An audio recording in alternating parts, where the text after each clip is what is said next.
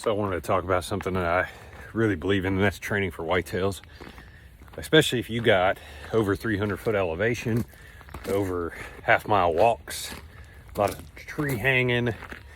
Don't get me wrong, I don't think you need to train if you got your private farms and four-wheelers. I really don't think it's just not a physical exertion. But the public land guys, the mountainous terrain guys, big property, no four-wheeler. That's the thing, I've never even bought a four-wheeler. And I own some ground. I'll probably buy an e-bike before a four-wheeler. But I think training for whitetails is key. Because you can run, and that's fine for your lungs. You can lift weights. That's good for your legs, your arms, your back. But rucking like this is the #1 best way.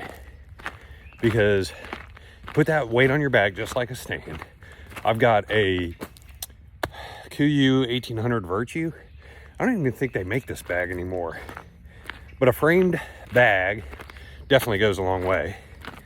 And there are some apparatuses. I use a couple plate weights in here, and I throw a sweatshirt to kind of expand the bag so it's not all just sitting in one spot.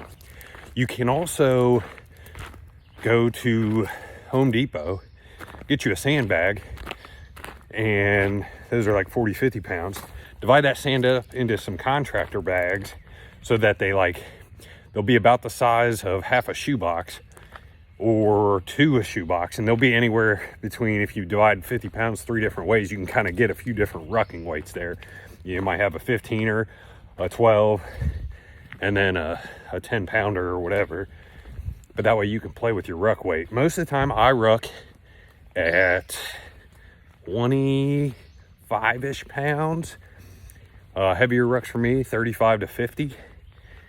And I do have a level 3 tactical vest that is, I think, 18-ish. Plus the material, it's like right around 22 pounds, I think. But it puts that weight on the front. So it's a little tougher to breathe in that thing. So the backpack puts all the weight on your back, so your core's more engaged. So there's a little difference in how that weight lays.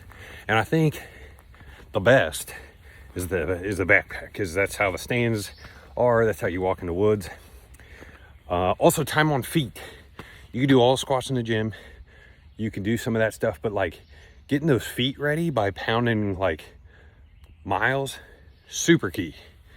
Another thing I want to talk about is side hilling. When I went west the first time, I didn't do enough side hilling at the sledding hill, where you literally take the hill and go sideways on it, if you will. If you can find something like this, where you got a semi off-road trail with elevation, it's about 100 foot floor to ceiling here. Not very big, but I do it enough times. I think that's key, because now it's uneven footing. It's a little bit more awkward. I think that's a good thing. Yeah, side hilling definitely an important aspect. You kind of figure out your boots a little better there, your socks. And side hilling just sucks. If you do a lot of side hilling, that absolutely is terrible. But yeah, I think it's key, because it allows you to hunt hard multiple days, builds up these traps that the bag carries. And I for some reason, I don't carry weight all that great. So this is just a topic that I thought was worth a short YouTube video and some general thoughts. Leave me any comments if you do some similar training or think you've got a home run.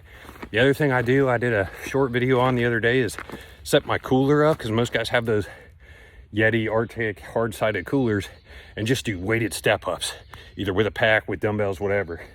But I think that's a few key things for the DIY whitetail guy. Team Harder and Bucks today. We're out.